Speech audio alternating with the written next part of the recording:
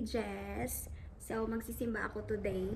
Binigyan ako ni Madam ng day off ng Sunday kasi aalis siya sa Saturday. Pupunta siya ng Greece. So, sabi ko, okay, mas okay na Sunday para makapagsimba ako. And, last simba ko na to this 2025. Kasi nga, hindi na ako makakalabas kasi 29 of December ni siya babalik dito sa Dubai. So, ako na lang mag-isa dito sa bahay. For 2 weeks, 3 weeks. 2 weeks ba? Basta. So, yun lang. See you later. Aalis na ako. Kasi, baka malate ako. Bye! See you later. Oh, TD. Ayan. Pupunta na akong bus stop. Ay, medyo hindi pa naman ako late. Dito ako dumaan sa mall kasi mainit dun sa kabila. So dito tayo sa bus stop ng McDonald's.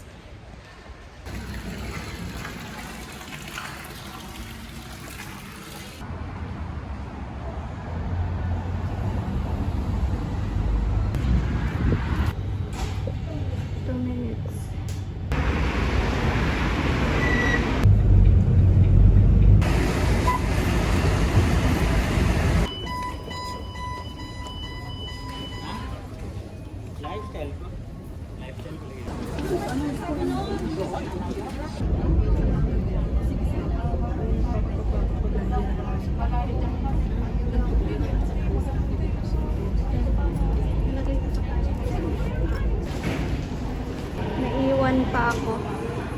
Kakatakot kasi.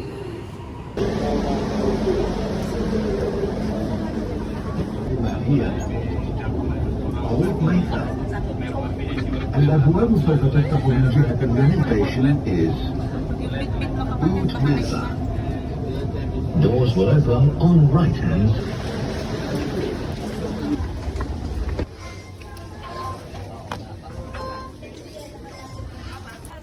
May mga nagtitindang mga Pinoy dyan sa daan papunta sa simbahan.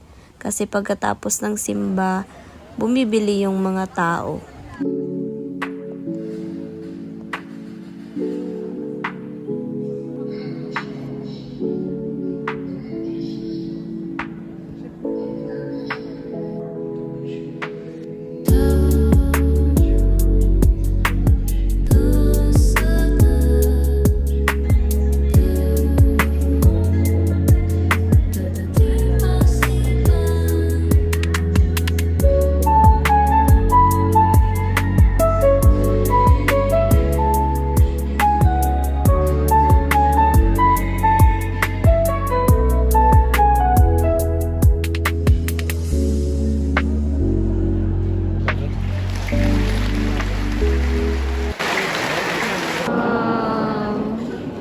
Kasama sa paghahanda ay ang pinaliwanag sa kanila kung ano ang kahulugan ng sakramento ng kasal. At sinabi sa kanila na ang sakramento ng kasal ay hindi kasunduan, kundi isang tipangan. Ang kasal, ang sakramento ng kasal.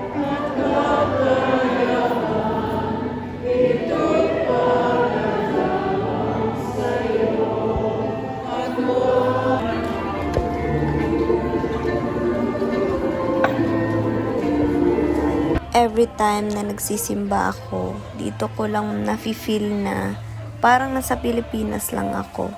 Yung maraming tao, maraming mga Pinoy na basta sobrang parang masaya sa puso. Kasi dito sa Dubai hindi mo yan mararamdaman. Yung feeling na nasa Pilipinas ka. Pero pag nasa simbahan ka, doon mo siya mafe-feel.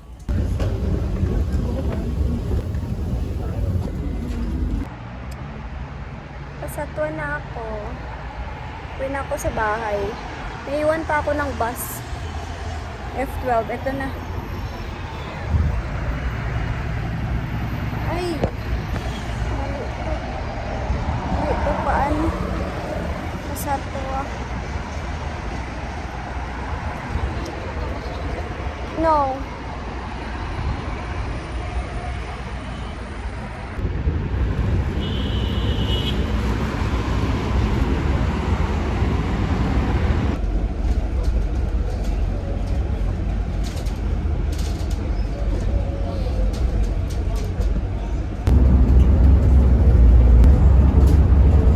Ay, salamat. Nasasaton ako. Grabe. Grabe, gid ba? Kita ko pa ang sister ko. Bago siya magpasok sa work. Oh, babay na kay mami. Babay na. Babay na. Babay, mami. Bye-bye.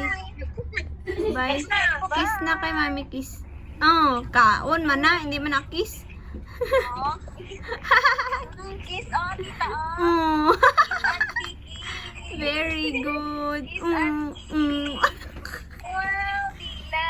Kain man yan. Di man yan. Bye, auntie. Bye na, bye na. Bye. Bye. Charay.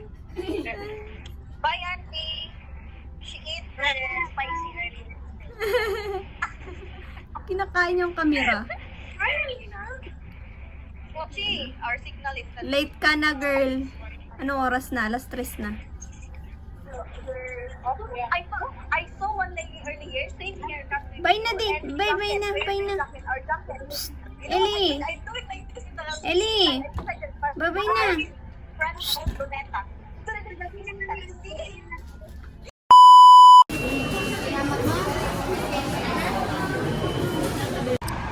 Wait na ako ng bus. Papaway na ako. Pauwi na akong bahay. Kabili na ako ng Jollibee ko.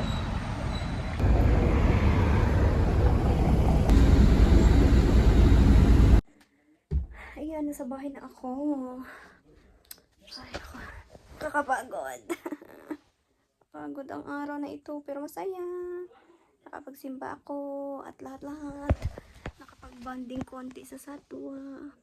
Nakabili ng mga dapat bibilihin, mga gulay at ulam. So, hindi ko na napakita lahat ng mga nabili ko, pero bumili ako ng pork, ng mga gulay ko, mga pang breakfast ko. So, yun lang. Yun lang ang araw natin ngayon. Ang ganda ng makeup ko. Grabe talaga tong setting spray ko na na binigay ni Kelly sa akin. Ito, pakita ko sa inyo. Ang ganda. Sobrang ng ang tawag yun. Ang ganda siya sa tawag ni. Ito. Foeder. Basta made in siya. Switzerland. Natural face spray, herbal garden. Ang ganda, as in, ang ganda. Tingnan nyo ng face ko. Maganda pa rin yung ng makeup ko. Kahit siguro na to. 12 hours na. Kasi nag-makeup ako 9 eh. So 9 na ngayon. Ito, ang ganda talaga niya, as in. Ang ganda niya.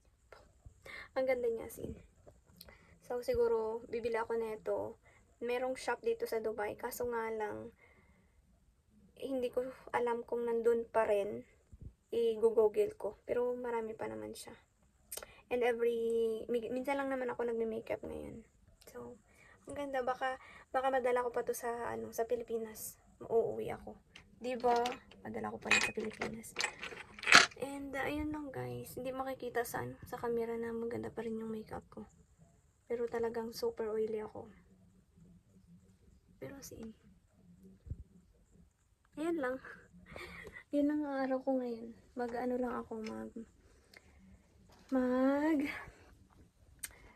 Tawag nito, maghuhugas, mag-skincare na naman. Kasi, basta mag-skincare at saka kakain, tapos matulog. Ay, hindi pa para matulog. Maya-maya pa tingin pa ako ng movie or kung ano pang mga gagawin ko dito sa sa aking kwarto. Baka maglilinis na akong kwarto ko or bukas na lang.